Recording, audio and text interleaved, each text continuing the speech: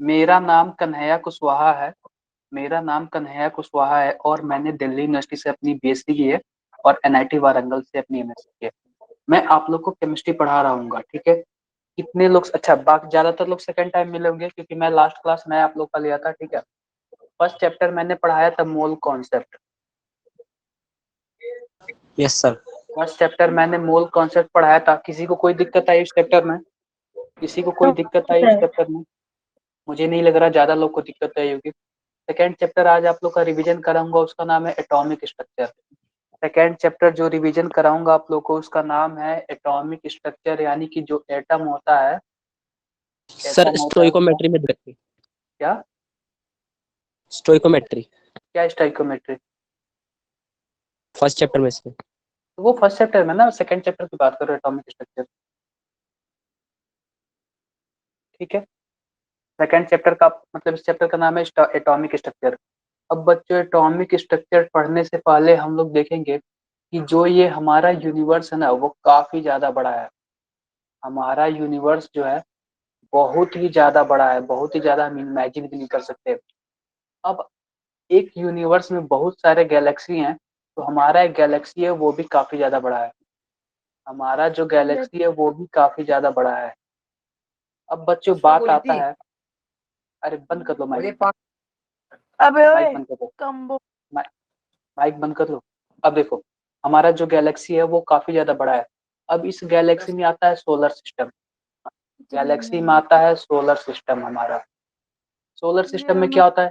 सूर्य भगवान होते हैं। माइक बंद कर लो यार। सर कौन सन। सा महिमा, क्या डाउट था लास्ट क्लास में? लास्ट चैप्टर में क्या डाउट था? देखो, ये हमारा सूर्य भगवान है। सूर्य भगवान है, इसके चारों तरफ प्लेनेट चक्कर लगाते हैं। इसके चारों तरफ प्लेनेट चक्कर लगाते हैं, सूर्य भगवान के चारों तरफ प्लेनेट चक्कर लगाते हैं, ठीक है। इसी में हमारा एक प्लेनेट हमारा क्या है, हमारा एक अर्थ भी है। इसी में एक प्लेनेट हमारा एक अर्थ भी है, अर्थ भी है। अर्थ में एक प्यारा सा भारत है, ऐसे प्यारे से भारत में छोटा सा दिल्ली है। और दिल्ली के आप किसी कोने से मेरा लेक्चर देख रहे होंगे इस टाइम। दिल्ली के आप किसी कोने से मेरा लेक्चर देख रहे होंगे। समझ गए? समझ गए मैं क्या करना चाहता हूँ? आओ, आओ फिर से हम बात करें एटम की। आओ हम फिर से बात करें एटम की। मैं लेता हूँ आयरन। मैं लेता हूँ आयरन, यानी कि इसको क्या बोलते हैं, लोहा बोलते हैं। मैं लेता हूँ लोहा, इसको बोलते हैं एफ। इतना बड़ा मैंने लोहा लिया, इतना बड़ा मैंने लोहा लिया और मैंने क्या किया, इसको मिक्सर में डाल दिया। मिक्सर इन द सेंस कि लोहे को जो पीसता है, तो क्या हुआ, लोहा ऐसे ऐसे एकदम पाउडर जैसे हो गया। पाउडर जैसे एकदम, इतना कूटा इसको, इतना कूटा कैसे पाउडर जैसे हो गया, एकदम पाउडर जैसे हो गया।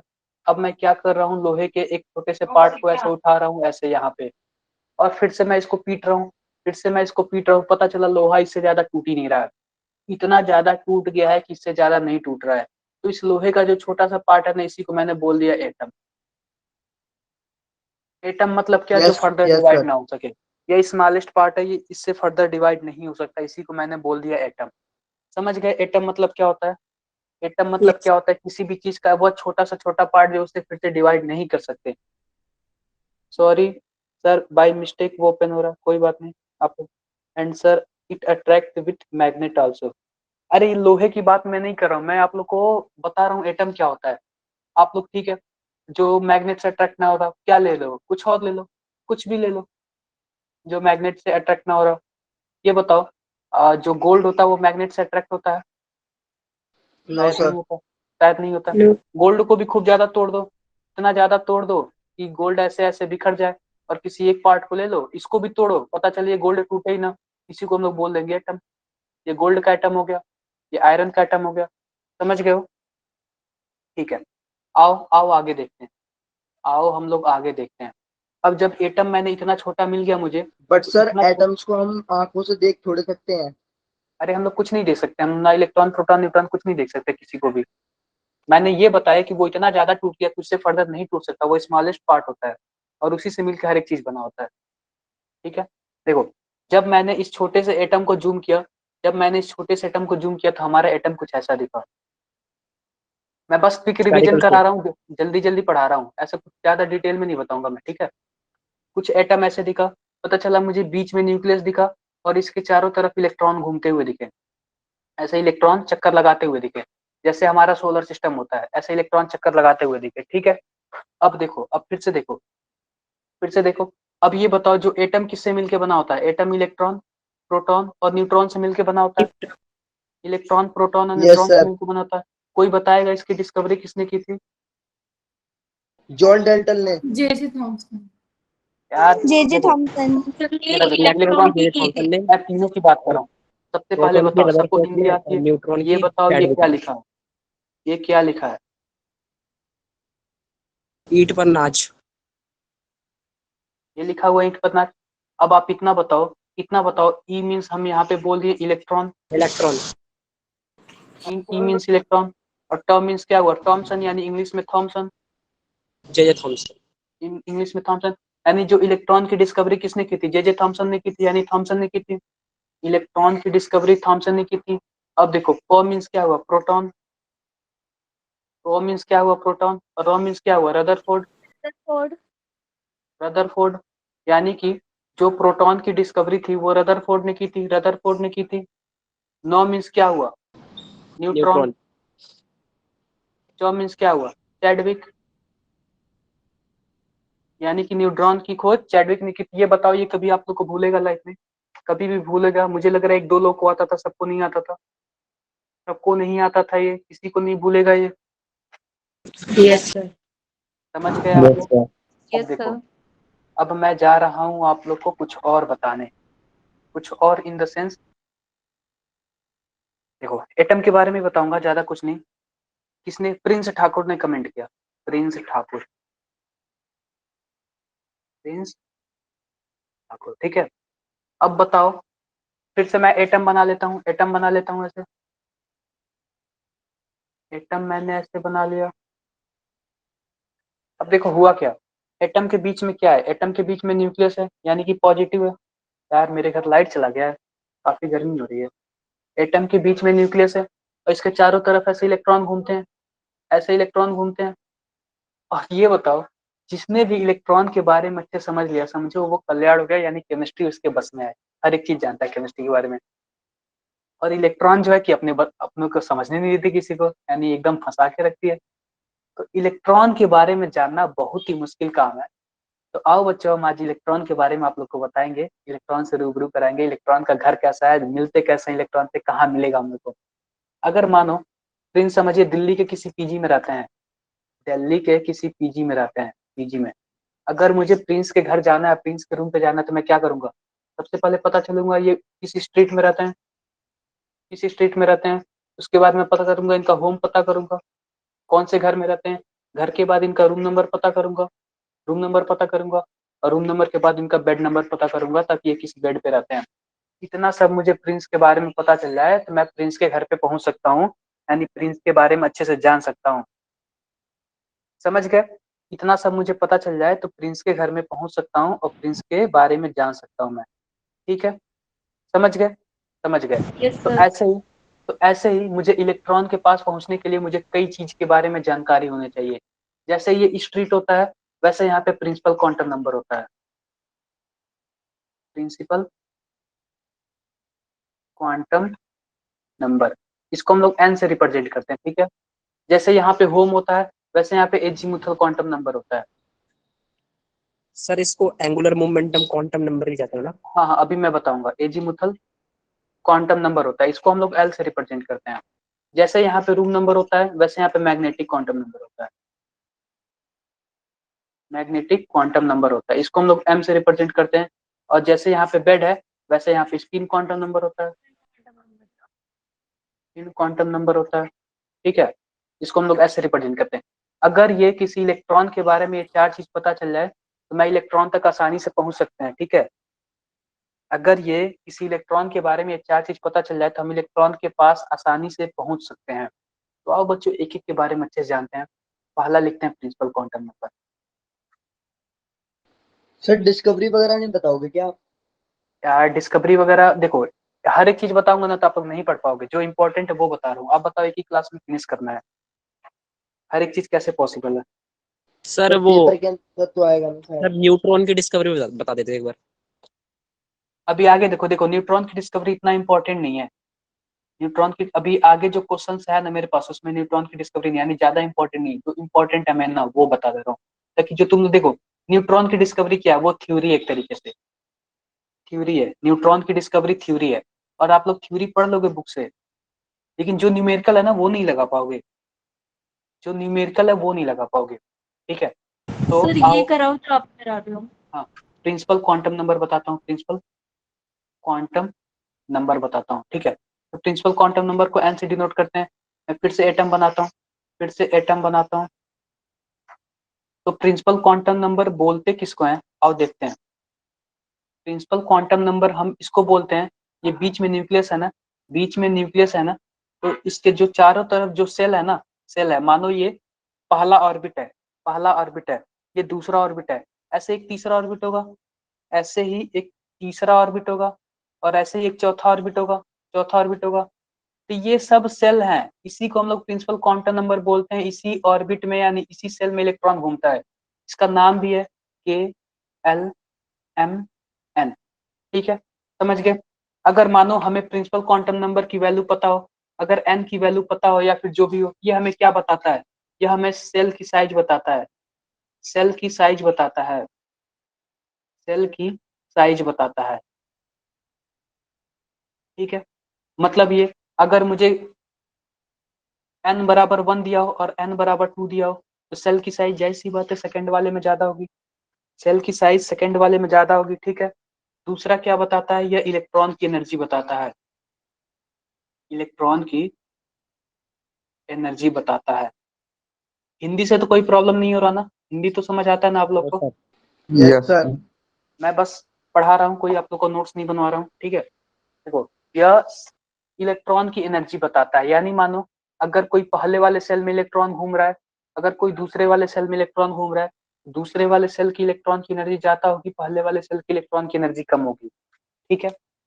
ठीक है, बस इतना ही जानो, बस इतना ही जानो इसके बारे में, और ज्यादा बाद में जानना। आओ हम लोग दूसरा देखते हैं। अगर मानो मानो प्रिंसिपल क्वांटम नंबर की वैल्यू 1 है, कोई पूछ दे पहले सेल में मैक्सिमम कितने इलेक्ट्रॉन होते हैं, डायरेक्टली फॉर्मूला देखो, दो। डायरेक्टली फॉर्मूला देखो, 2n², तो n की जगह 1 रख देना, 2 हो जाएगा। कोई पूछे दूसरे सेल में मैक्सिमम कितना इलेक्ट्रॉन हो सकते हैं, 2 × 2 का स्क्वायर, 8 हो जाएंगे। तीसरे की बात देख लो, 18 हो जाएंगे, समझ गए। Yes sir. Yes sir. समझ गए, यस आओ आओ आगे देखते हैं। आगे हमारा है azimuthal quantum number, azimuthal quantum number, इसको हम लोग एंगुलर क्वांटम नंबर भी बोलते हैं, एंगुलर क्वांटम नंबर भी बोलते हैं, और इसको एल से रिप्रेजेंट करते हैं, इसको एल से रिप्रेजेंट करते हैं, ठीक है। अब ये क्या करता है, sir please repeat the session, ये कहाँ से रिपीट करो यार, आप खुद बताओ, कैसे रिपीट करो यार, सबके लिए डिस्टर्बिंग होगा। आप लोग ध्यान नहीं दे रहे हो लग रहा है, फिर मेरी क्लास पे आप लोग ध्यान नहीं दे रहे हो। क्वेश्चन जो कराया था, sir please repeat the question जो सर अभी कराया तो था। क्वेश्चन नहीं हुआ, ये क्वेश्चन कहाँ से पूछ रहे अरे हैं? देखो, ये यही क्वेश्चन बताया था, देखो अगर मानो कोई पूछ दे कि पहले सेल में इलेक्ट्रॉन कितना हो सकता है, तो 2n² फॉर्मूला याद कर लो, 2n² फॉर्मूला याद कर लो। n की जगह 1 रखना, पहले सेल में मैक्सिमम इलेक्ट्रॉन पता चल जाएंगे, n की जगह 2 रखना, पहले सेकंड सेल में मैक्सिमम इलेक्ट्रॉन पता चल जाएंगे, ठीक है। बस यही था, कुछ ज्यादा नहीं था। एजीमुथल को हम लोग एंगुलर क्वांटम नंबर भी बोलते हैं। अब देखो, अब ये क्या बताता है, यह बताता है सबसेल के बारे में बताता है, यह सबसेल के बारे में बताता है, सबसेल के बारे में बताता है, यह सबसेल के बारे में बताता है। दूसरा क्या करता है, यह ऑर्बिटल का शेप बताता है, ऑर्बिटल का शेप बताता है। अब देखो मैं क्या बोला था, मुझे प्रिंस के घर पहुंचने के लिए क्या स्ट्रीट की जरूरत पड़ेगी, स्ट्रीट को मैंने प्रिंसिपल क्वांटम नंबर बोला था। स्ट्रीट के बाद कितनी जरूरत पड़ेगी, होम की जरूरत पड़ेगी। अब देखो फिर से ध्यान से देखो, मैंने कुछ ऐसे ही बताया था, ये क्या बोलते हैं, सेल है मेरा, सेल है मेरा। अब सेल के देखो स्ट्रीट के अंदर ही तो होम होगा ना, स्ट्रीट के अंदर ही होम होगा, ऐसे ही सेल के अंदर ही सब सेल होगा, सेल के अंदर ही सब सेल होगा, ठीक है। सेल के अंदर सब सेल होगा और सब सेल के अंदर ऑर्बिटल होगा, सबसेल के अंदर ऑर्बिटल होगा। जैसे मैंने क्या बताया, स्ट्रीट के अंदर होम होगा, होम के अंदर रूम होगा और रूम के अंदर बेड होगा। ऐसे ही सेल के अंदर सबसेल होगा, सबसेल के अंदर ऑर्बिटल होगा, ऑर्बिटल के अंदर इलेक्ट्रॉन होंगे। ठीक है, ये समझ गए? समझ गए क्या मतलब है इलेक्ट्रॉन कैसे कहाँ पाया जाता है? अब देखो, यह ऑर्बिटल का शेप बताता है, ऑर्बिटल का शेप बताता है। इसको हम लोग कैसे डिनोट करते हैं? एल से डिनोट करते हैं। अगर कोई बोल दे एन की वैल्यू अगर 5 है तो एल की वैल्यू कितनी होगी? एल की वैल्यू कितनी होगी?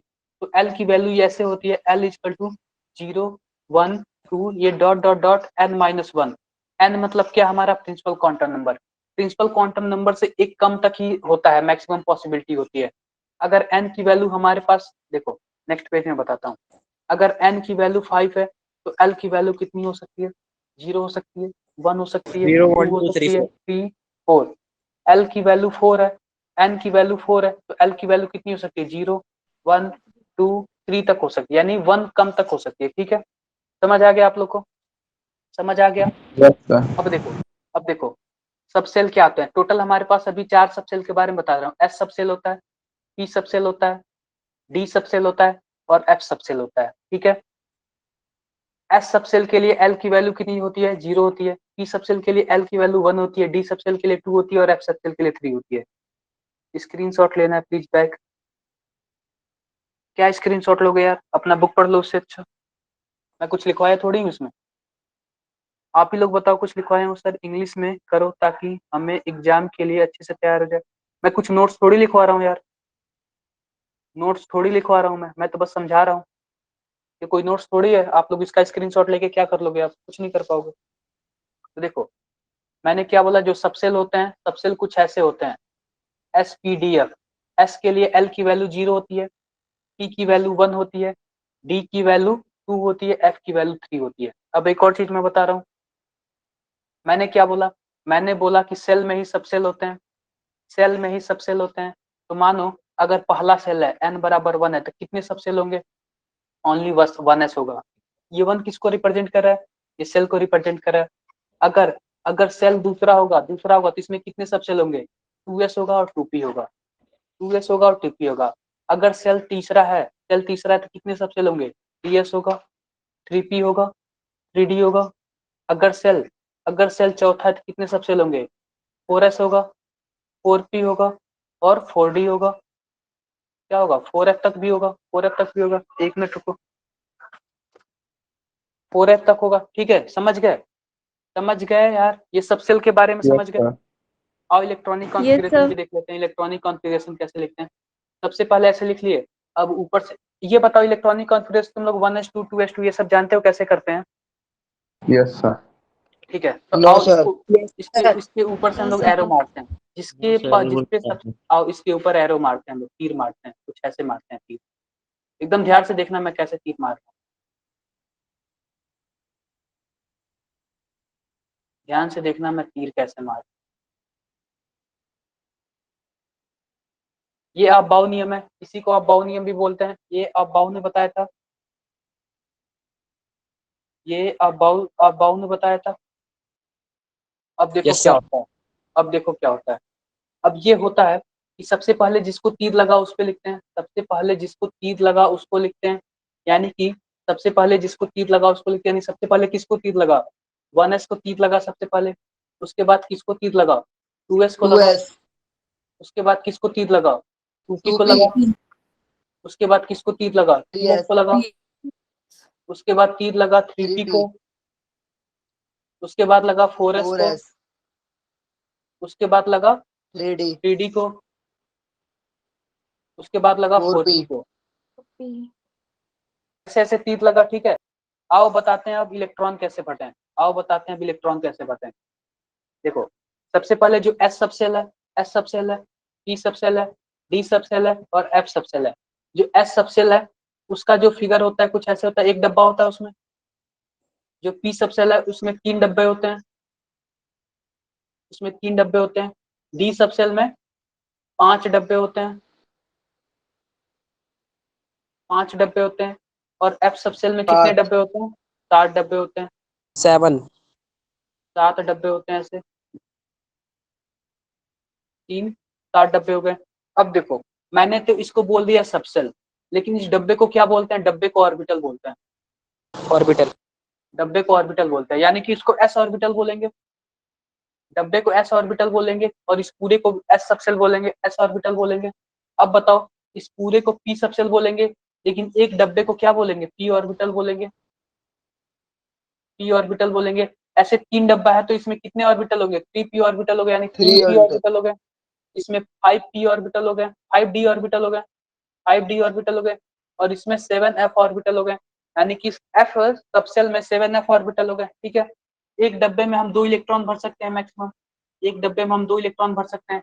ये बताओ पी सबसेल में कितने इलेक्ट्रॉन भर सकते हैं? 2 इलेक्ट्रॉन टोटल भर सकते हैं। नहीं, एस सबसेल में, पी सबसेल में मैक्सिमम कितने इलेक्ट्रॉन भर सकते हैं? 6 इलेक्ट्रॉन भर सकते हैं। डी सबसेल में मैक्सिमम कितने इलेक्ट्रॉन भर सकते हैं? 10 इलेक्ट्रॉन भर सकते हैं। और एफ 14। सबसेल में मैक्सिमम कितने इलेक्ट्रॉन भर सकते हैं? 14 इलेक्ट्रॉन भर सकते हैं, क्योंकि एक डब्बे में हम मैक्सिमम 2 इलेक्ट्रॉन भर सकते हैं। ठीक है, हाँ, सबसे पहले लेस लेस ऑक्यूपाइड एनर्जी में, ये आप लोग बुक पढ़िएगा, आप बाउंड में पढ़िएगा, समझ आ जाएगा। ठीक है, ये पता चल गया इलेक्ट्रॉन कैसे भरते हैं, Yes, पता sir. चल गया। आओ आओ फिर हम स्टेप की बात कर लेते हैं, स्टेप की बात कर लेते हैं हम। शेप की बात कर लेते हैं। अगर हम शेप की बात करें, अगर हम शेप की बात करें तो हमारे पास एस ऑर्बिटल है, पी ऑर्बिटल है, डी ऑर्बिटल है, एफ ऑर्बिटल है। एफ की बात नहीं करेंगे क्योंकि इसका स्ट्रक्चर अभी तक आया नहीं। मैं एस पी डी की बात करूंगा, और वो भी मैं काफी बेसिक बताऊंगा। ठीक है, देखो एस ऑर्बिटल स्फीयर जैसे होता है, स्फीयर जैसे होता है, स्फीयर जैसे होता है। ये दिखने में कैसा होता है? स्फीयर जैसे होता है। पी ऑर्बिटल डंबल जैसे होता सर है। एफ का तो आ गया है सर, मेरे नोट्स में है एफ क्या?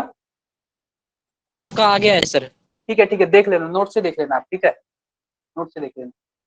अब देखो, पी सबसेल कैसे होता है? वो डमरू जैसे होता है, डम्बल जैसे होता है, डम्बल जैसे होता है। और डी कैसे होता है? डबल डम्बल जैसे होता है, डबल डम्बल जैसे होता है। अब आप बताओ, एस ऑर्बिटल ओनली 1 होता है, यानी इसका शेप ओनली 1 होता है। पी ऑर्बिटल टोटल कितने होते हैं? 3 होते हैं।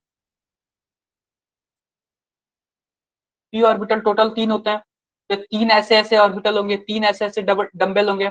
और डी ऑर्बिटल टोटल कितने होते हैं? 5 होते हैं, तो 5 ऐसे ऐसे डी ऑर्बिटल डबल डबल 5 होंगे। 5 होंगे। आप लोग ये देख लेना, बुक से देख लेना आप लोग। अब देखो, अब आते हैं तीसरे पे, मैग्नेटिक क्वांटम नंबर।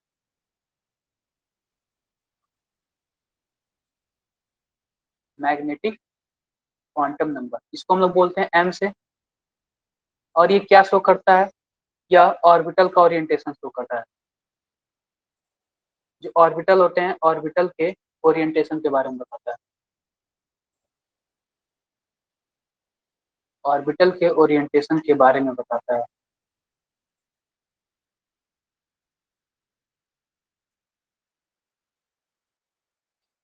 ऑर्बिटल के ओरिएंटेशन के बारे में बताता है। ठीक है, ऑर्बिटल के ओरिएंटेशन के बारे में बताते हैं। इसको हम लोग एम से डिनोट करते हैं। एम की वैल्यू किस पे डिपेंड करती है? एम की वैल्यू एल पे डिपेंड करती है, एल की डिपेंड करती है। अगर कोई पूछे एल की वैल्यू 3 है तो एम की वैल्यू बता दो, एम की वैल्यू बता दो। तो एम की वैल्यू -3 होती से है प्लस में। माइनस एल से प्लस एल तक होता है, माइनस एल से प्लस एल तक होता है। यानी कि एल की वैल्यू अगर 3 है तो एम की वैल्यू क्या होगी?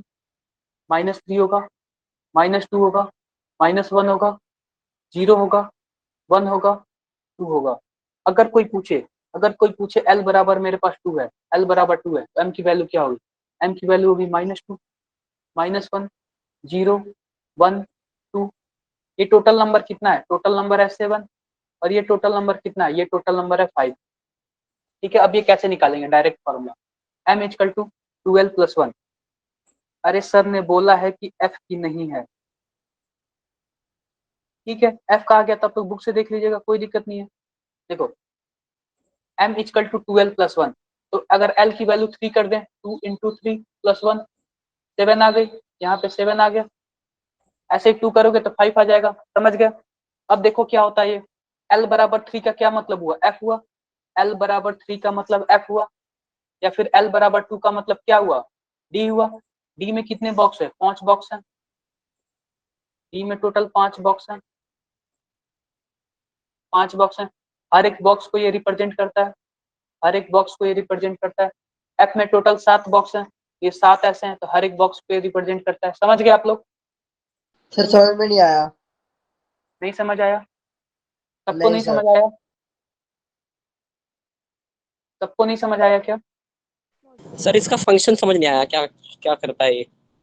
देखो सीधी बात है, मैंने क्या बोला था, L बराबर 0 इसका मतलब S, L बराबर 1 इसका मतलब P सब सेल, L बराबर 2 इसका मतलब क्या, P सब सेल, L बराबर 3 इसका मतलब क्या, F सब सेल। अब ध्यान से देखो, L बराबर 0 के लिए M की वैल्यू क्या होगी, M की वैल्यू क्या होगी, 0 होगी। L बराबर 1 के लिए M की वैल्यू क्या होगी, अरे ऐसे कर लो ना, -1 12 0 प्लस 1। 1, अरे 12 प्लस 1 कितना होगा, 3 होगा। इसके लिए 5 होगा, इसके लिए 7 होगा, ठीक है। अब देखो क्या होता है, L बराबर 0 के लिए क्या होता है, एक ही बॉक्स होगा, S के लिए एक ही बॉक्स होगा, P के लिए 3 बॉक्स होगा, D के लिए 5 बॉक्स होगा, D के लिए 5 बॉक्स होगा, F के लिए 7 बॉक्स होगा, F के लिए 7 बॉक्स होगा, 1 2 3 4 5 6 7 बॉक्स होगा। और M की वैल्यू भी कुछ ऐसे ही है, पहले के लिए 0 है यानी इसका नाम 0 हो गया, इस बॉक्स का नाम 0 हो गया। ये कितना है, 3 है, यानी कि L की वैल्यू 1 है, यानी -1 से 0 तक, -1 0 1 3 हो गया इसकी वैल्यू। इसकी वैल्यू 5 है यानी इसकी वैल्यू -2 है, -2 -1 0 1 2 5 हो गया इसकी। और इसका है 7 यानी 3 है, -3 -2 -1 0 1 2 3, हर एक बॉक्स का नाम हो गया। कुछ समझ आया? Yes, sir. यस यार सर। बस एक तरह से समझो ना कि तुम लोग को एग्जाम पास होना है, बस एग्जाम एक तरह से समझो पास होना है, ज्यादा डिटेल में नहीं जाना। जब रेगुलर क्लासेस चलेंगे ना तब डिटेल में पढ़ लेंगे, अभी बस समझो एग्जाम पास होना है, ठीक है। मैग्नेटिक हो गया, अब बचा है कि spin quantum number. Spin quantum number, spin quantum number को कैसे रिप्रेजेंट करते हैं, स्पिन क्वांटम नंबर को हम लोग एस से रिप्रेजेंट करते हैं। स्पिन क्वांटम नंबर को हम लोग एस से रिप्रेजेंट करते हैं। स्पिन क्वांटम नंबर को हम लोग एस से रिप्रेजेंट करते हैं, ठीक है।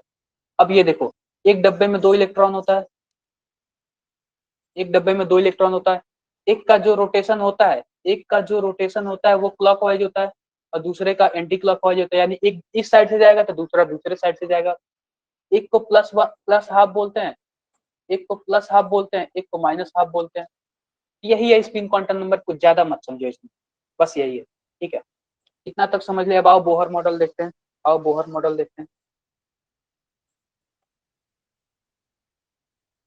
बोहर मॉडल देखते हैं।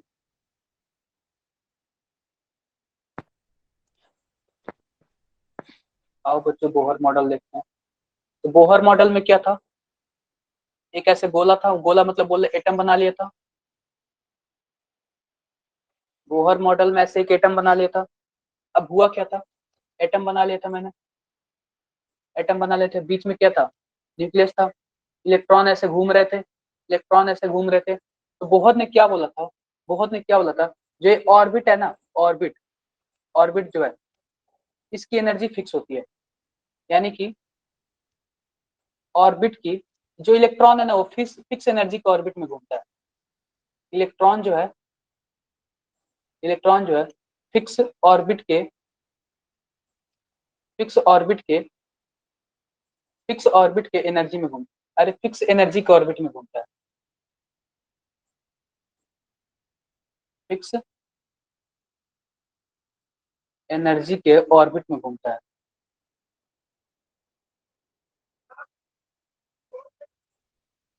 फिक्स एनर्जी के ऑर्बिट में घूमता है, समझ गए आप लोग। इलेक्ट्रॉन जो है फिक्स एनर्जी का ऑर्बिट है, यानी जो ये ऑर्बिट है ना इसकी भी एनर्जी फिक्स होगी, इसकी भी एनर्जी फिक्स होगी। ऐसा नहीं कि इलेक्ट्रॉन आकर बीच में घूमने लगे फालतू सा, ऐसा नहीं कि बीच में घूमने लगे, ये फिक्स ऑर्बिट की एनर्जी में घूमता है, ठीक है। दूसरा उन्होंने क्या बोला था, जो इलेक्ट्रॉन की वेलोसिटी है, जो वेलोसिटी है क्या, spin number describe the motion of electron with orbit. अरे यार आप लोग बुक पढ़ लेना ना, मैं बस जल्दी जल्दी बता रहा हूँ। In atom electron revolve around the positively charge nucleus in a defined circular path called orbit और सेल। तुम लोग को ज्यादा आता है क्या सर, अरे यार क्या कर रहे हो आप लोग, सब डिफिनीशन इसी में लिख दो यार आप लोग। देखो जो इलेक्ट्रॉन है ना वो फिक्स वेलोसिटी से घूमता है, फिक्स वेलोसिटी से घूमता है, ठीक है। जब फिक्स, इस ऑर्बिट की एनर्जी भी फिक्स हो गई, इलेक्ट्रॉन की वेलोसिटी भी फिक्स हो गई, ठीक है।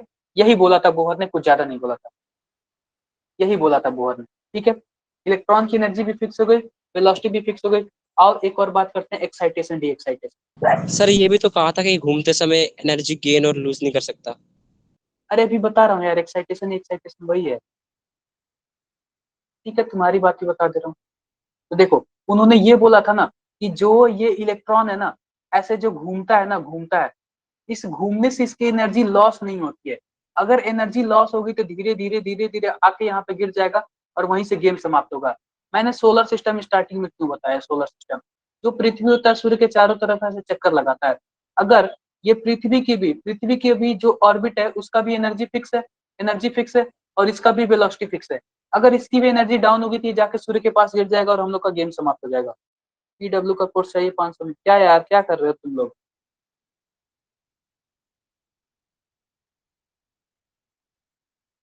अभी मैं चैट बॉक्स ऑफ कर दूंगा तुम लोग का सबका। देखो, तो क्या हुआ कि इलेक्ट्रॉन की एनर्जी लॉस नहीं होती है, इलेक्ट्रॉन की वेलोसिटी भी फिक्स होती है। अगर ये फिक्स ना होता तो ये जाके इसमें आके गिर जाता, अगर ये फिक्स ना होता तो ये जाके इसमें आके गिर जाता, ठीक है, ये जाके इसमें आके गिर जाता, ठीक है। अब देखो, अब क्या हुआ, इन्होंने बोला था एक्साइटेशन डी एक्साइटेशन के बारे में, एक्साइटेशन डी एक्साइटेशन के बारे में उन्होंने एक्साइटेशन और डी एक्साइटेशन के बारे में बोला था। अब इससे क्या होता है, एक्साइटेशन डी एक्साइटेशन के बारे में क्या होता है, अगर मानो कोई इलेक्ट्रॉन यहाँ पे घूम रहा है, कोई इलेक्ट्रॉन दूसरे ऑर्बिट में घूम रहा है, मैंने क्या किया, बाहर से इसको एनर्जी दे दिया, ये एक्साइट हो गया। अगर तुमको कोई 100 रुपया दे दे घर वाले तो तुम एक्साइट हो जाओगे। फिर क्या हुआ, एक्साइट होके ऊपर उड़ने लगा, ऊपर उठ के यानी ऊपर वाले ऑर्बिट में आ गया, ऊपर वाले ऑर्बिट में आ गया।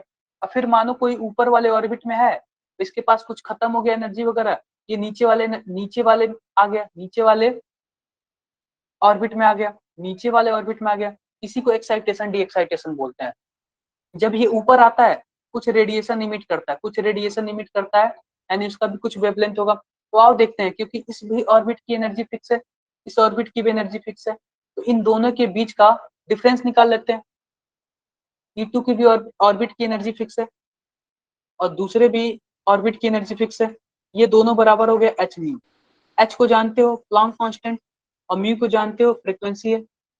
एच को जानते हो प्लांक कांस्टेंट और म्यू को जानते हो फ्रीक्वेंसी है। ये हो गया एक्साइटेशन डी एक्साइटेशन। एक और चीज बोले थे बोहर, बोहर एक और चीज बोले थे, उन्होंने ये देखा था जो इलेक्ट्रॉन का मास है, इलेक्ट्रॉन की वेलोसिटी है, और जो रेडियस है, मानो जो भी सर्कुलर पाथ है इलेक्ट्रॉन की, कुछ ना कुछ न्यूक्लियस से रेडियस होगी, कुछ ना कुछ न्यूक्लियस से रेडियस होगी।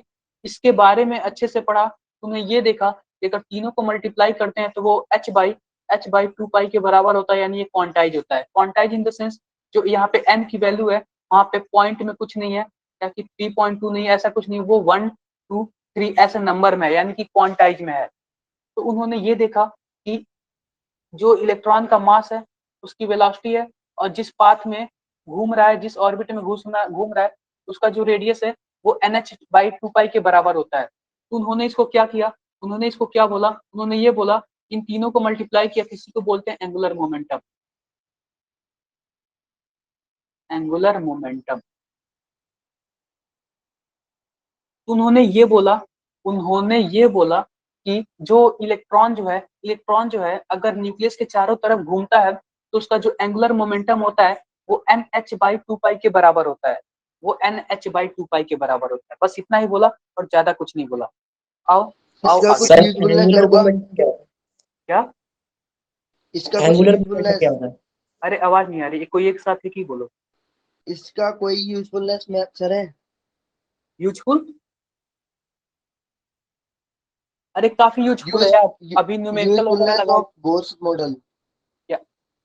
सर एंगुलर मोमेंटम क्या होता है? अरे बहुत कुछ होता है यार, आप लोग क्या बताए, एक चीज में, एक क्लास में हर एक चीज नहीं बताया जा सकता यार, एक क्लास में हर एक चीज नहीं बताया जाता। इसको क्या बोलते हैं, जब रेगुलर क्लासेस पढ़ाऊंगा ना उसमें आप लोग काफी अच्छे से पूछेगा, काफी अच्छे से बताऊंगा। अभी आप बताओ, बहुत सारा क्वेश्चन पड़ा हुआ है, ये देखो कितना सारा क्वेश्चन पड़ा हुआ है, ये कैसे बताऊंगा सर। ओके सर, 15-20 मिनट के कंटिन्यू। क्लास में कैसे बताऊंगा? अभी मैं बहुत चीज नहीं बता, अभी आप लोगों को क्वांटम नंबर भी नहीं बताएं, क्वांटम नंबर क्या होता है, बस मैं क्वांटम नंबर ऐसे बोल दिया हूँ। बोहर मॉडल में बस शॉर्टकट में बताया हूँ ताकि जल्दी से आप लोग को समझ आ जाए। देखो देखो क्या होता है, और देखो क्या होता है। अब आओ कुछ इंपॉर्टेंट इक्वेशन लिखते हैं। इंपॉर्टेंट इक्वेशन लिखते हैं। इंपॉर्टेंट इक्वेशन में क्या है? इंपॉर्टेंट इक्वेशन में सबसे पहले रिडबर्ग इक्वेशन लिखते हैं। रिडबर्ग इक्वेशन लिखते हैं। रिडबर्ग इक्वेशन क्या है? 1/λ = RH Z स्क्वायर 1/n1 का स्क्वायर माइनस 1/n2 का स्क्वायर। अब देखो होता क्या है, देखो होता क्या है, ये मानो ये कोई इलेक्ट्रॉन है ना, इलेक्ट्रॉन है ना, ये एनर्जी पाया तो ऊपर गया, ऊपर गया, फिर से नीचे आया तो क्या किया, ये रेडिएशन निकाला, ये रेडिएशन इमिट किया। ये रेडिएशन हमने क्या किया, स्पेक्ट्रोस्कोपी द्वारा देख लिया, इस रेडिएशन को स्पेक्ट्रोस्कोपी वाला देख लिया। कुछ इसका वेवलेंथ होगा, कुछ इस रेडिएशन का वेवलेंथ होगा, और इसी वेवलेंथ को हम लोग काउंट करेंगे रिडबर्ग कांस्टेंट द्वारा। अब देखो क्या होता है, अब ये होता है, ये कोई ना कोई ऑर्बिट होगा, समझो n1 ऑर्बिट है और ये समझो n2 ऑर्बिट है, तो कुछ ऐसे ही इसका भी फॉर्मूला लिखा हमने। यहाँ पे वेवलेंथ निकाल लिया, यहाँ पे क्या किया हमने, यहाँ पे क्या बोलते हैं, रिडबर्ग कांस्टेंट जिसकी वैल्यू है, रिडबर्ग कांस्टेंट की वैल्यू है 109678 सेंटीमीटर इनवर्स। जेड मतलब क्या, एटॉमिक नंबर, जिस भी एटम के बारे में पढ़ेंगे उसका एटॉमिक नंबर होगा। n1 n2 बताया ही, n1 n2 बताया ही, ठीक है। अब देखो, अब देखो जो ऑर्बिट का एनर्जी है उसको कैसे निकालते हैं। ऑर्बिट का एनर्जी कुछ ऐसे निकालते हैं, -13.6 into Z² by n square electron volt. ये ऑर्बिट की एनर्जी निकल गई, ऑर्बिट की एनर्जी निकल गई। मैंने क्या बोला था, मैंने ये बोला था हर एक ऑर्बिट की एनर्जी फिक्स होती है, हर एक ऑर्बिट की एनर्जी फिक्स होती है। कैसे निकालेंगे, कैसे निकालेंगे उसको, ये 13.6 फिक्स है, जिस भी एटम की बात करेंगे उसका एटॉमिक नंबर होगा, उसका एटॉमिक नंबर होगा, और जिस भी ऑर्बिट की बात करेंगे उसका ऑर्बिटल नंबर होगा, ठीक है। ऐसे निकल जाएगी इलेक्ट्रॉन की। मैं तो इसको भी क्या बोलते हैं, प्रूव भी नहीं करा रहा हूँ। इलेक्ट्रॉन की वेलोसिटी देखो, इलेक्ट्रॉन की वेलोसिटी कैसे निकालते हैं, 2.16 इंटू 10⁶ Z/n, ये हो गया मीटर बाई सेकेंड। सर कुछ समझ में नहीं आ रहा है। ये सबको नहीं समझ आ रहा है क्या, ये बताओ, ये सबको नहीं समझ आ रहा है या फिर बस तुमको नहीं समझ आ रहा है? कोई बताएगा सबको समझ आ रहा है कि नहीं, बोल दो यार कोई। यस सर, आ रहा है। यार देखो यार, बिना बुक पढ़े कैसे आ जाएगा ये तुम लोग को? आप लोग कभी बुक पढ़े हो या फिर स्कूल में पढ़े हो कभी, ये आ जाएगा? आएगा यार, मैं ये सर शॉर्टकट में बता रहा हूँ, आप बताओ। सर ऐसा लग रहा है जैसे आप अपने में ही करे जा रहे हो। ऐसा सबको लग रहा है? मैं इंपॉर्टेंट फॉर्मूला लिखवा रहा हूँ, ये पहले पढ़ाओ तभी तो आएगा। ये मैं रिवीजन करा रहा हूँ। रिवीजन का मतलब क्या हुआ, आप लोग इसके पहले कभी पढ़े हो तभी तो रिवीजन होता है। आप लोग कभी पढ़े रहोगे तभी तो रिवीजन होगा, मैं रिवीजन ही करा रहा हूँ। कोई ये रेगुलर क्लास थोड़ी है। रेगुलर क्लासेस आप लोग के एग्जाम खत्म हो जाएंगे उसके बाद होंगी। देखो ऐसे वेलोसिटी इलेक्ट्रॉन की निकल गई, ऐसे ही रेडियस निकल जाएगा। रेडियस निकल जाएगा, जैसे मानो किस ऑर्बिट में, ऑर्बिट से न्यूक्लियस के बीच की दूरी को क्या बोलते हैं, रेडियस बोलते हैं। तो रेडियस हम कैसे निकालेंगे, 0.529 into Z/n metre by second. ये इसका नहीं, n² होता है, n² होता है, ये तो इसका निकाल लिया मैंने, इंटू n²/z, ये हो गया एंगस्ट्रॉम में। ये रेडियस ऐसे निकल जाएगा। n का मतलब क्या, जिस भी ऑर्बिट का है, और z का मतलब क्या, जिस भी एटम का है। आप क्वेश्चन करते हैं, क्वेश्चन करते फिर समझ आएगा। जल्दी बताओ आंसर क्या होगा, orbital which is not possible. 3f। सबको पता है 3f, 3f। ठीक है, 3f, 3f हो गया। और दूसरा देखते हैं, दूसरा है the magnetic quantum number of an atom is related to, ये बताओ जल्दी से क्या आंसर आएगा, डी। सभी कोई बताओ। D orbital. Sir, spin angular C sir.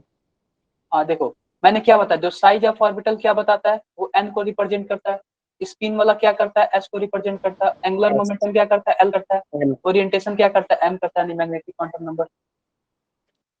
अब तो आप लोग बताओ, अगर मैं थ्योरी नहीं बताता आप लोग को ये समझ आता, समझ आता नहीं समझ आता यार। सर आपने थ्योरी भी तो अच्छे से नहीं बताई अभी इसमें। अरे यार एक मिनट रुको, मैंने, आप बताओ क्या नहीं बताया, मैंने इसके घर के बारे में बताया, इतना अच्छे से बताया, इलेक्ट्रॉन प्रोटॉन न्यूट्रॉन की डिस्कवरी, मैंने स्ट्रीट बताया, होम बताया, रूम बताया, बेड बताया, फिर सर प्रिंस आपने क्वांटम। डिस्कवरी सर आपने डिस्कवरी तो बताई नहीं है तीनों की, इलेक्ट्रॉन प्रोटॉन और न्यूट्रॉन की। भाई उसी में पूरा टाइम खत्म कर देंगे क्या, इस चैप्टर में केवल इलेक्ट्रॉन प्रोटॉन न्यूट्रॉन थोड़ी है, ये सब नहीं पढ़ोगे तो ये सब कैसे क्वेश्चन सॉल्व कर पाओगे, ये सब क्वेश्चन सॉल्व करने के लिए बताया हूँ मैं, अभी आगे इतने सारे क्वेश्चन आएंगे कैसे सॉल्व करोगे, डिस्कवरी से कोई क्वेश्चन आता है क्या, वो तो बस थ्योरी आता है, वो तो बस थ्योरी आता है। सर इसका आंसर क्या है? इसका आंसर डी। हाँ डी होगा। ओरिएंटेशन क्या होता है, मैंने देखो ये लिखवाया है, दिखा रहा हूँ, ये मैग्नेटिक क्वांटम नंबर के कार्य ऑर्बिटल के ओरिएंटेशन के बारे में बताता है, ठीक है। Okay sir. ये देखो, और orientation of orbital in space, orbital के ओरिएंटेशन को बताता है, ठीक है। अब आप बताओ, right the electronic configuration of Ni3। आप बताओ ये कौन थे जिनको नहीं आ रहा था समझ, कौन थे एक बार बोल दे जरा, एक बार नाम बताओ यार, करण, क्या नाम है जिनको नहीं समझ आ रहा था, अब नहीं बोल रहे हैं ये सर बताओ। मेरे को तो आ रहा था समझ में। अच्छा पता नहीं मैंने गलत नाम ले लिया, ये बताओ कि इलेक्ट्रॉनिक कॉन्फ़िगरेशन बताना पड़ेगा या फिर आप कर लोगे, कर लेंगे सर। सभी कोई बताओ। सर ये हो जाएगा। हो जाएगा सर। हो जाएगा, बता दे रहे हैं, ठीक है बता दे रहे हैं। देखो सबसे पहले मैं ऑर्बिटल बताता हूँ, फिर से मैं वही बताता हूँ atom.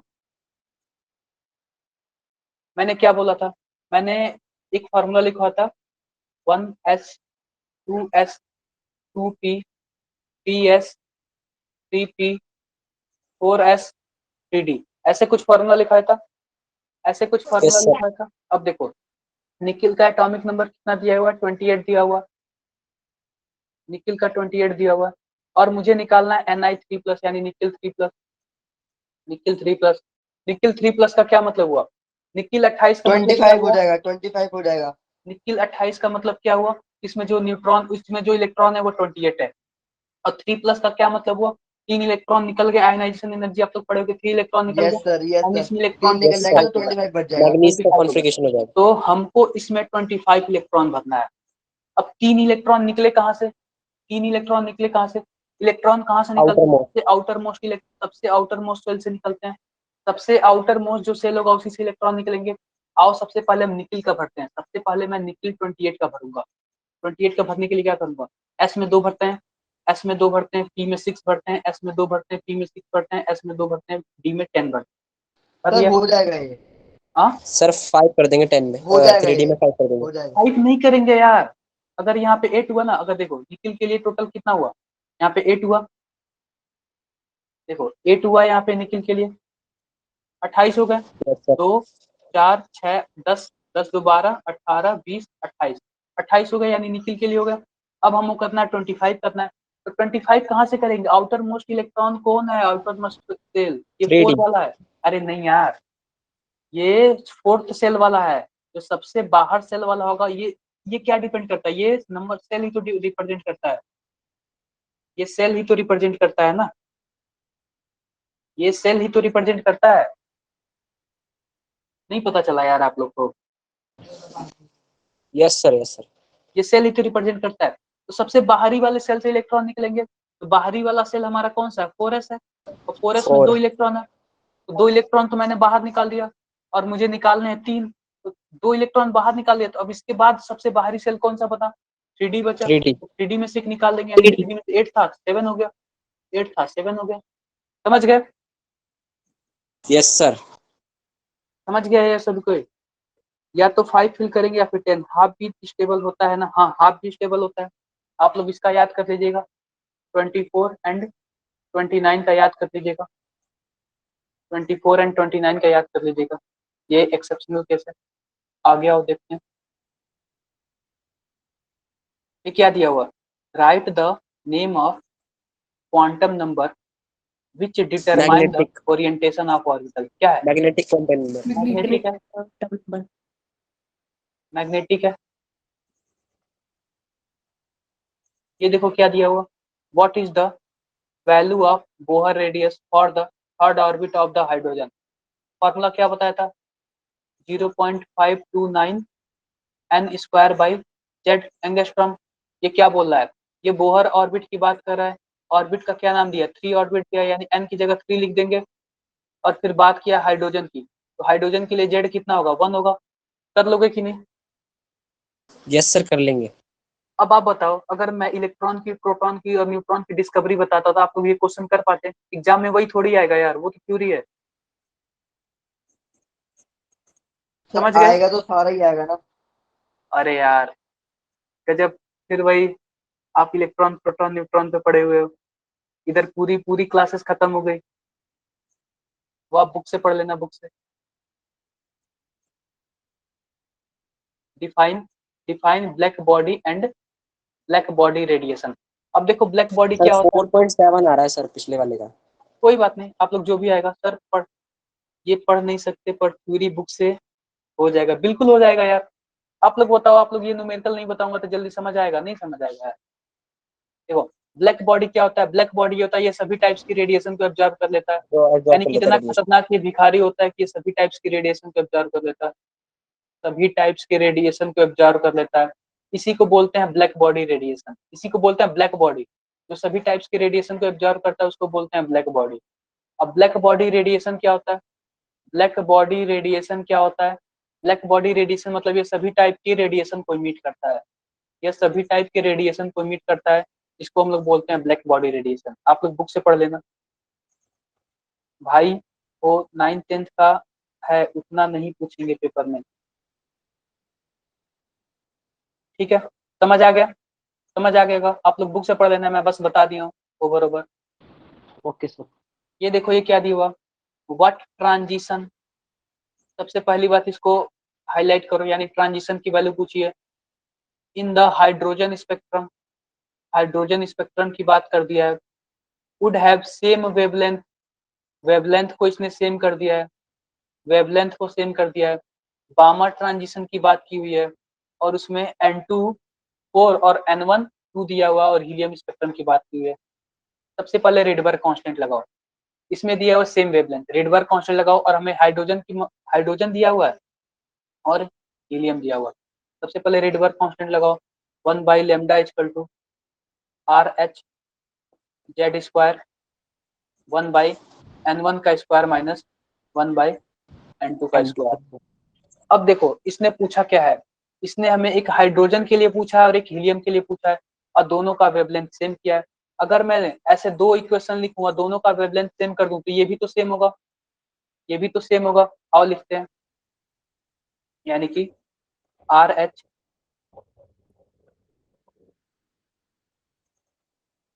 RH Z square 1/N1 का स्क्वायर माइनस 1/N2 का स्क्वायर। फिर करते हैं RH जेड स्क्वायर 1/N1 का स्क्वायर माइनस 1/N2 का स्क्वायर। अब देखो इसमें दो चीज की नाम लिया, एक लिखा है हाइड्रोजन और एक लिखा है हीलियम, तो मैं इसको हाइड्रोजन के लिए लिखता हूँ और मैं इसको हीलियम प्लस के लिए लिखता हूँ, हीलियम प्लस के लिए लिखता हूँ, ठीक है? इसको लिया हाइड्रोजन के लिए, इसको लिया हीलियम के लिए, दोनों का मैंने वेवलेंथ बराबर कर दिया, तो ये वाला भी बराबर हो गया, ये वाला भी बराबर होगा। अब देखो अब इसने क्या किया है, हीलियम के लिए ट्रांजिशन N2 N1 का मान दिया है और हाइड्रोजन के लिए पूछा है, यानी कि इसकी वैल्यू हमसे पूछी है और इसका वैल्यू दिया हुआ है, इसका वैल्यू दिया हुआ है। RH कांस्टेंट है, कट कर दो। हाइड्रोजन के लिए जेड की वैल्यू कितनी होगी, 1 होगी, 1 होगी। और ये पूछा है 1/N1 का स्क्वायर माइनस 1/N2 का स्क्वायर। हीलियम के लिए जेड की वैल्यू कितनी होगी, 2 होगी। N1 की वैल्यू कितनी दी हुई है? 2 दी हुई है। N2 की वैल्यू कितनी दी हुई है? 4 दी हुई है। आप लोग बताओ ये कैलकुलेशन कर लोगे? Yes sir. कर लोगे या फिर करके बताऊं? करके ही बता देता हूँ, उतना कुछ लोगों को इतना भी नहीं आता होगा। देखो 1 का स्क्वायर 1 बाई N1 का स्क्वायर माइनस 1 बाई N2 का स्क्वायर बराबर 4 हो जाएगा 1 बाई 4 माइनस 1 बाई 16। ऐसे कुछ आएगा कैलकुलेशन करने पे? ये तो कोई मतलब नहीं है इसका। इसी को सॉल्व करते हैं। 16 माइनस 4 डिवाइडेड बाई 64। कैलकुलेशन तो आती है ना आप लोग को? कैलकुलेशन तो आती है ना? बस बता दो यार एक बार। इसको कैंसिल कर दो, आ जाएगा 15, यानी कि 3/4 आ जाएगा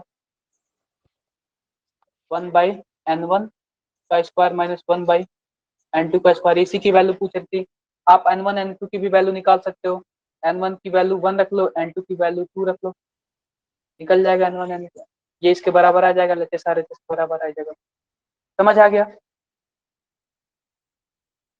बता दो यार समझ आया कि नहीं? Yes sir. समझ आ गया। देखो नेक्स्ट क्या है, ऑर्बिट और ऑर्बिटल के बारे में आप लोग समझ जाएंगे। आप लोग गूगल कर लीजिएगा, मिल जाएगा आंसर। ऑर्बिट क्या होता है? ऑर्बिट में इलेक्ट्रॉन घूमते हैं। ऑर्बिटल में क्या होता है? ऑर्बिटल में इलेक्ट्रॉन होता है। ऑर्बिट को क्या बोलते हैं हम लोग? प्रिंसिपल क्वांटम नंबर बताते हैं, NL क्या बोलते हैं, KLMN। ऑर्बिटल क्या होता है? उसको SPDF से बताते हैं। कर लेना आपको, ये लिख लेना, continuous and discontinuous spectrum, absorption and emission spectrum. ये देखो, right the maximum number of electron in subshell with L is equal to 3 और N इजकल टू 4। अब L इजकल टू 3 को क्या बोलते हैं हम लोग? F बोलते हैं। और F में कितने बॉक्स होते हैं? 7 बॉक्स होते हैं। 7 बॉक्स होते हैं, और 7 बॉक्स में इलेक्ट्रॉन कितना होगा? बोल दो यार। Right the maximum number of electron in subshell L is equal to 3। L 14। Is equal to 3 को हम लोग F बोलते हैं। तो 7 बॉक्स होता है तो टोटल 14 14 होंगे, इलेक्ट्रॉन होंगे। 14। ठीक है। दूसरा क्या है? Right the maximum number of electron that can be associated with the following set of quantum number. यानी कि N is equal to 3, L is equal to 1, M is equal to -1। अब देखो यहाँ पे देखो, L इजकल टू 1 का क्या मतलब हुआ? L बराबर 1 का मतलब क्या हुआ? P हुआ। P में 3 बॉक्स में, P में 3 बॉक्स में एक बॉक्स की वैल्यू दी हुई है -1, और इसी बॉक्स के बारे में हमसे पूछ रहा है एक बॉक्स में कितने इलेक्ट्रॉन होते हैं? 2 इलेक्ट्रॉन होते हैं। 2 इलेक्ट्रॉन होगा। देखो ये तीसरा क्वेश्चन क्या पूछा है? Right the maximum number of electron that can be accommodated in an atom in which the highest principal quantum number value is 4। अब देखो n की वैल्यू 4 दिया, पूछा उस सेल में कितने इलेक्ट्रॉन हो सकते हैं? क्या बताया था? 2n स्क्वायर, यानी 2 इंटू 4 का स्क्वायर कितने हो जाएंगे? 32 हो जाएंगे। समझ आया कि नहीं यार? Yes yes sir. Sir. Sir सबको आ गया समझ? Yes sir. किसी को नहीं आया तो बता दो यार, बता दो। टाइम भी फिनिश हो गया। ठीक है फिर, bye bye, good night. Good night. सबको समझ आ गया होगा यार। तुम वो बुक से पढ़ लेना, इलेक्ट्रॉन प्रोटॉन न्यूट्रॉन की डिस्कवरी। कैथोड रे होता है यार, सीधी बात है, कैथोड रे होता है उसमें। कैथोड रे सर होता है। चैप्टर खत्म हो गया? चैप्टर नहीं खत्म हुआ यार, बहुत सारी चीज है। कैसे कैसे करूँ खत्म यार? कई चीज, कई क्वेश्चन है। देखो क्या क्या क्वेश्चन है, ऐसे क्वेश्चन है। थ्रेशोल्ड है, वर्क फंक्शन है, ये क्या है? ये हमारा क्या बोलते हैं, वो उससे रिलेटेड है। सर ये सारे क्वेश्चन जो है व्हाट्सएप ग्रुप पे सेंड कर देना। हाँ बिल्कुल सेंड कर दूंगा, मैं डिस्क्रिप्शन बॉक्स में डाल दूंगा। डी ब्रॉगली इक्वेशन है, अबाव यस प्रिंसिपल है, सर। पाउली प्रिंसिपल है, हुंड प्रिंसिपल है, इलेक्ट्रॉनिक कॉन्फ़िगरेशन इसका है, इलेक्ट्रॉनिक कॉन्फ़िगरेशन इसका है। यही सब है सर। नेक्स्ट क्लास में नेक्स्ट चैप्टर कराओगे? नेक्स्ट नेक्स्ट चैप्टर कराऊंगा। देखो जो भी टफ टफ था ना, मैंने उसको करा दिया। अब बाकी आप बताओ यार, अब बाउ प्रिंसिपल ये तो पढ़ने वाला है, आप लोग तो पढ़ ही लोगे। पाउली प्रिंसिपल बुक से पढ़ने वाला है। मैंने क्वेश्चंस वगैरह तो करा दिए। ठीक है फिर, क्वेश्चन कोई नहीं आए तो आप लोग कैसे बताएं? गूगल कर लीजिएगा, गूगल पे तो सब मिल जाएगा, समझ आ जाएगा आप लोग को। गूगल पे तो समझ आ जाएगा आप लोग को। ठीक है, फिर बाय बाय, चलते हैं, मिलते हैं नेक्स्ट क्लास में, मिलते हैं नेक्स्ट क्लास में, bye bye. Good night sir.